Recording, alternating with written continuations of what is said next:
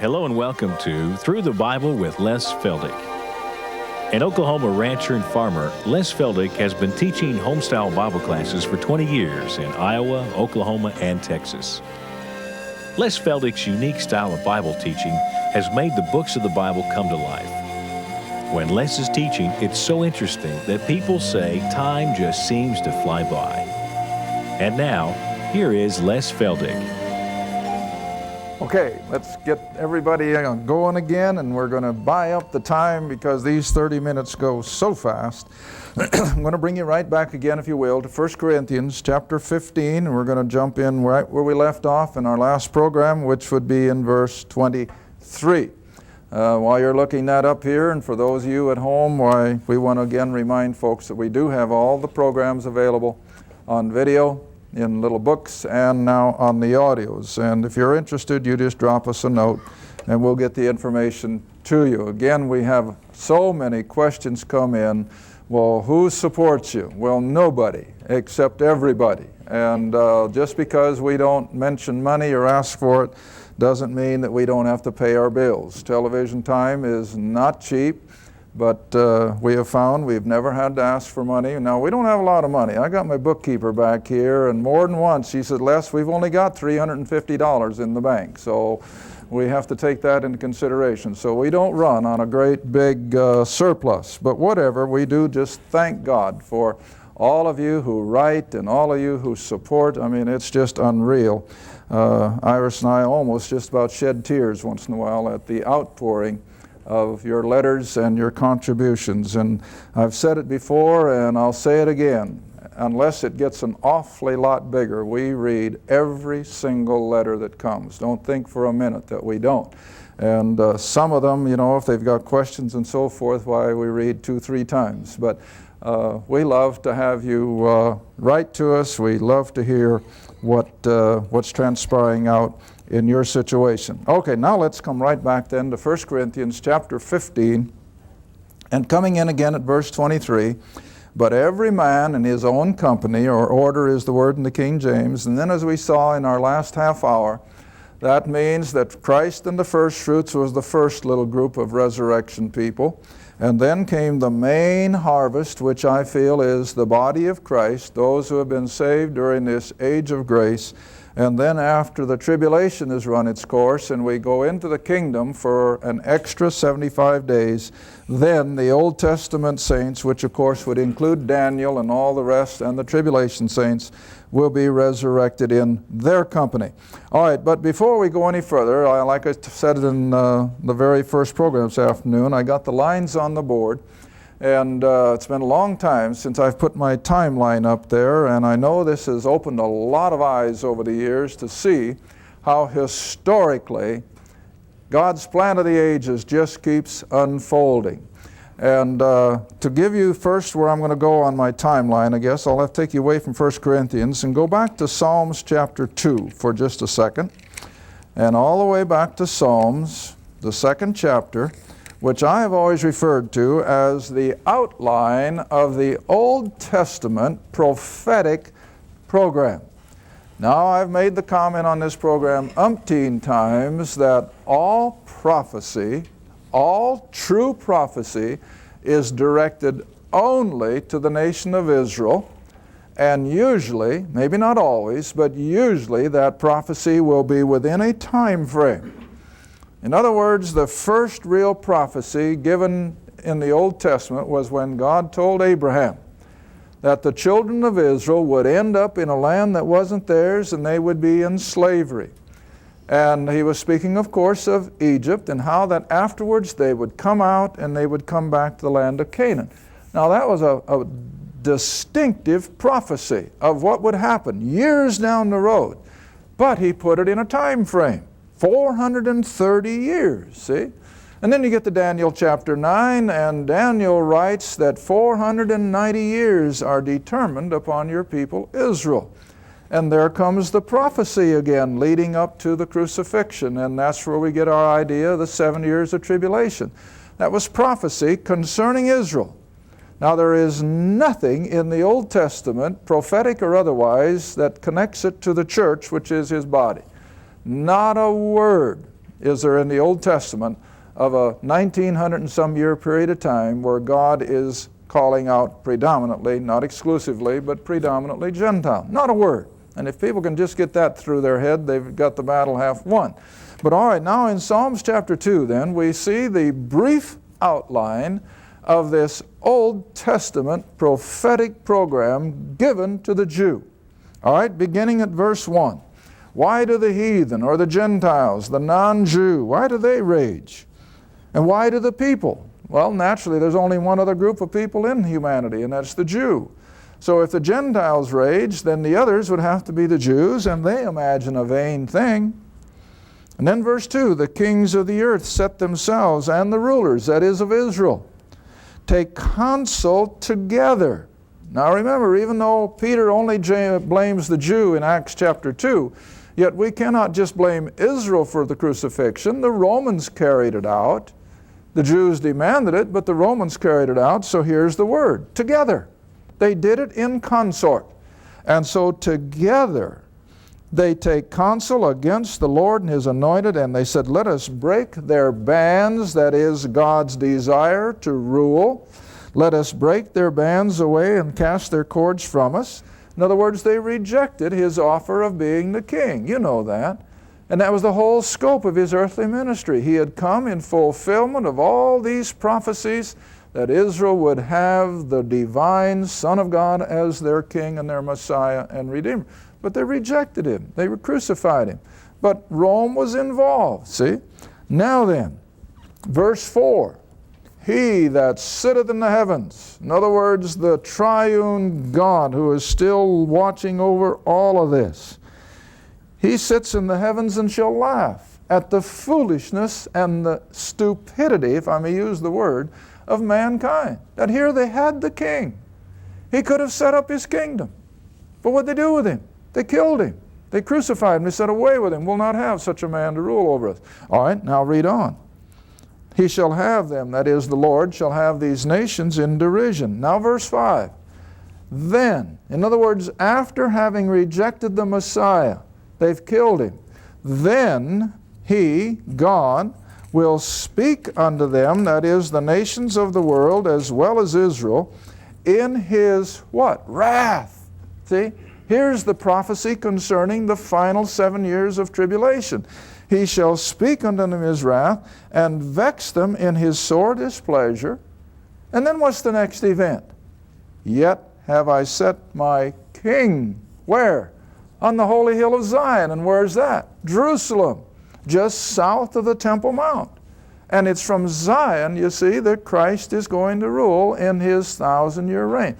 All right, there is your Old Testament prophecy then, your timeline in a nutshell. Now let me put it on the board, maybe you can understand it a little better. We come away from Adam, of course, back here at 4000 BC. I'll try to make this a little bigger so that people can see it on the camera. Here we have Adam. The human race has run along now for 1,600 years.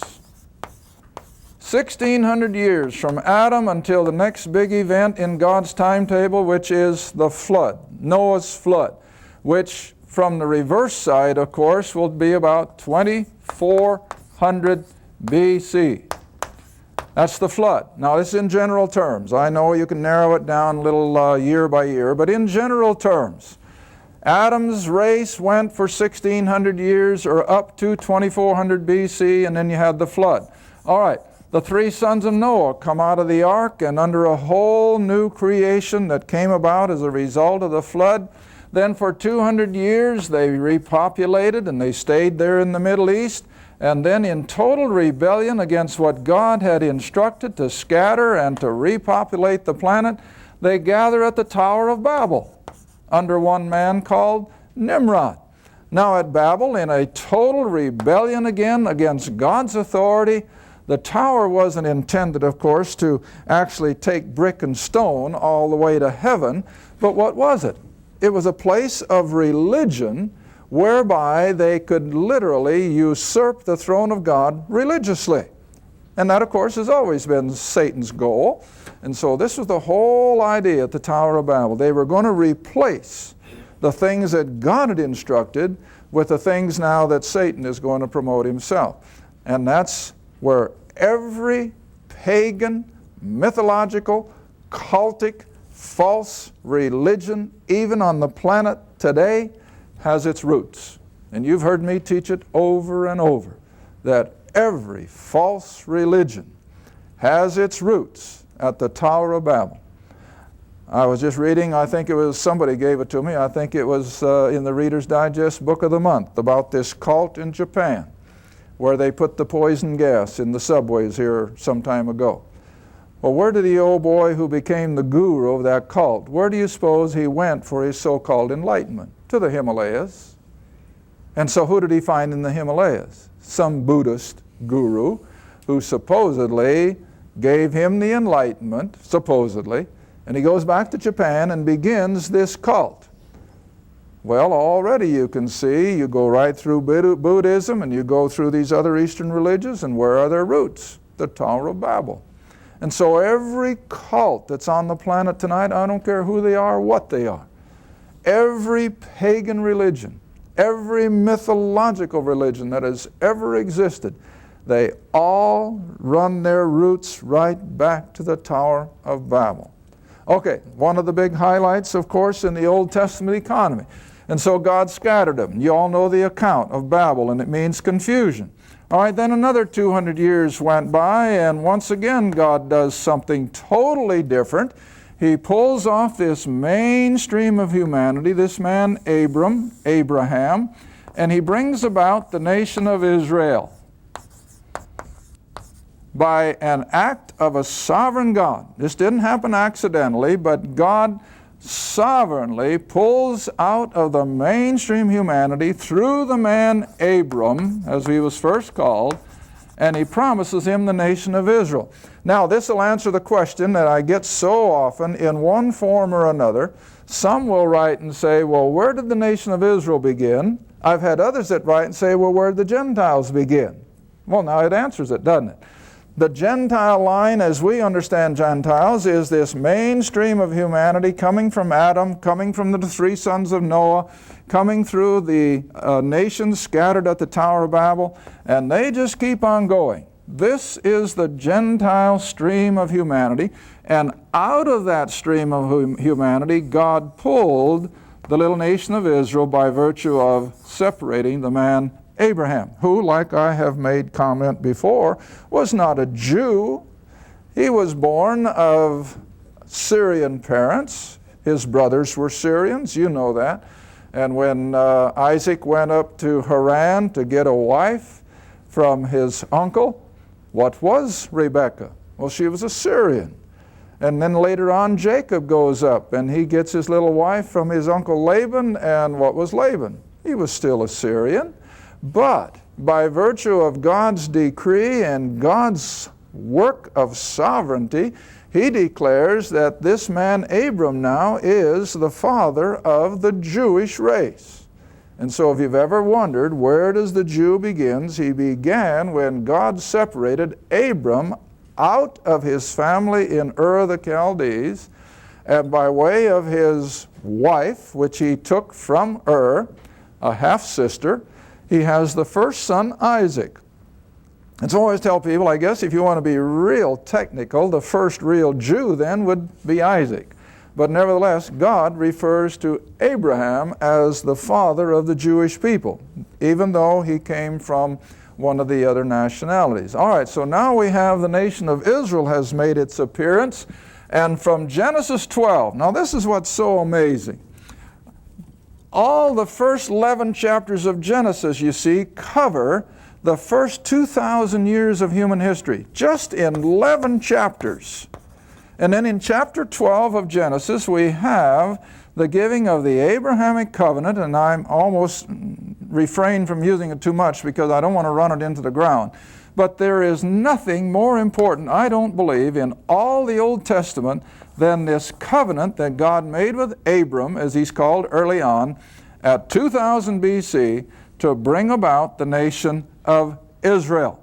Now Israel, of course, according to all the promises of God, was to be a nation that God would prepare and use. Now come back with me, if you will, to Genesis, and we'll just take a brief look at what I've already rehearsed. In Genesis 12, like I said, this has been on our earlier programs, and for those who have bought tapes, I kind of have to apologize that you're going to get the same thing in this tape as you got in one of the earlier ones. But for benefit of all those who do not have the tapes, I feel duty-bound to rehearse this once again. Genesis chapter 12, beginning at verse 1. Now the Lord, Jehovah, had said, back in chapter 11, unto Abram, Get thee out of thy country and from thy kindred and from thy father's house unto a land that I will show thee. Now I got to stop there. Hold your hand in Genesis and flip over to Joshua. Right after Deuteronomy. Joshua, the last chapter, that's number 24. Keep your hand in Genesis, we're going to come right back. Joshua 24, because I want you to see where Abram really came from. I'm waiting for the pages to stop. Okay, and now you see I have to do that because I go by what I hear from the audience. And they'll write so many times, I'm glad you wait for the studio audience to find it because that gives me time in my living room. So you see, this is why I wait. All right, Joshua 24, verse 1, And Joshua gathered all the tribes of Israel to Shechem and called for the elders of Israel and for their heads, for their judges, their officers, and they presented themselves before God. And Joshua said unto all the people, Thus saith the Lord God of Israel, your fathers, your forefathers, dwelt on the other side of the river in old time, even Terah, and you remember who he was, the father of Abraham, even Terah, the father of Abraham, and the father of Nahor, and they, all of them, Abraham, Terah, Nahor, Haran evidently was the other son, and they all served what? Other gods, small g. So what were they? Idolaters. See? Abram was raised in idolatry. Now, when God spoke to him then, now come back to Genesis 12, when God spoke to him, and Stephen in Acts chapter 7 gives us the impression that God visibly, because that's the word he used, when he appeared, from the Greek word optomai, when he appeared unto Abraham, that Abraham saw God in physical form, and God, or the Lord as we refer to him now, told Abraham what you see now in Genesis 12. All right? He says, get you away from your country, from your kinfolks, and from your father's house. Why? Separate yourself from these false religions. You cannot serve me when you're under the roof with idolaters. All right? Then verse 2. Here comes the Abrahamic covenant. And I will make of thee a great nation. Now you want to remember, back here in the antiquities, when Israel comes out of Egypt, and I've always taught that it was a number of people anywhere from 3 to 7 million. So you want to put it in the middle, about 5 million. There wasn't another tribe or nation anywhere in the Middle East that would come close to that. I mean, they just did not get that large a number. And so in the numbers of antiquity, Israel was the largest nation in that area of the world at 5-6 million people. All right, and this was God's promise, that I will make of thee a great nation. I will bless thee and make thy name great. Thou shalt be a blessing. I will bless them that bless thee. I'll curse him that curseth thee. In thee shall all the families of the earth be blessed, which of course is the promise of the coming of the Redeemer. All right, now then turn the page a little bit, if you will, and verse 15 in chapter 13. Now we see the next part of this Abrahamic covenant. Not only would they be a nation of people, but now God's going to have to put them in a geographical area of land. They can't just continue on in slavery in Egypt. if they're going to be a nation of people that God's going to work through, they have to be in their own borders. All right, here it comes. Verse 14 of chapter 13, the Lord said unto Abram, after Lot was separated, lift up now thine eyes and look from the place where you are, northward, southward, eastward, westward. And you want to remember, if you've never been to Israel before, but right up through the spine of that little narrow neck of land between the Mediterranean and the Jordan River are mountains. And so here Abraham is on the high ground. And God says, now Abram, you look as far south, as far north, east, and west as you can look. All the, verse 15, for all the land, see? For all the land which thou seest, to thee I will give it, and to thy seed forever. All right, now then let's come all the way up to, oh my goodness, for sake of time I hardly know where to go next. But let's go to Genesis 46. That'd probably be a good one. Let's go to Genesis 46. Now time has gone by, but it's still within that time frame of the prophecy. That was 430 years. And within that time frame now, Israel has become a nation. They're in slavery in Egypt. Joseph has come to the top of the government, and you all know the story of Joseph and his grain. And Israel, or Jacob, is over there in the Negev, which is desert, and he's about to starve to death. No food. They're in famine, have been for almost 7 years. All right, and so verse 1 of chapter 46, so Israel, or Jacob, took his journey with all that he had, and he came to Beersheba. That's down there south of Jerusalem, about 70, 80 miles. And he offered sacrifices unto the God of his father Isaac. And God spake unto Israel, or Jacob, and he said, Jacob, and he said, here am I. Now look at this command. Almost a total opposite of what he's been told up until now. He was told not to leave the land of promise, and God would bless him. But now look what God says. Jacob, verse 3, he said, I am God, the God of thy father. Fear not to go down into Egypt, for there, Egypt, I will make of thee a great nation. Did he? Yes. And so Jacob ends up in Egypt with all his sons, and they come out 215 years later. Like I said, 5, 6, 7 million souls. All right, now in just the few seconds, I guess, that we've got left, I want you to stop at Exodus chapter 19. Exodus 19.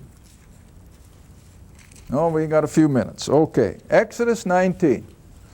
Now, time has gone by, another 215 years. And now Moses has led the children of Israel out of Egypt. The 430 years are now completed. And we see the nation gathered around Mount Sinai, and now God is getting ready to do something totally different than he's ever done before. And I bet most people don't even think about it. Do you know that from Genesis 1 until Exodus 20, there was never any written do's and don'ts from God so far as what men could and could not do?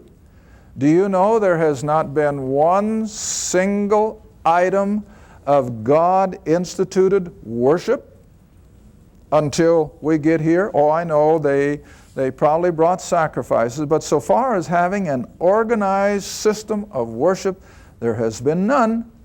So here we have something that's never happened before, that God tells the nation of Israel that he's going to give them the law, he's going to give them the priesthood, he's going to give them the whole system of sacrificial worship.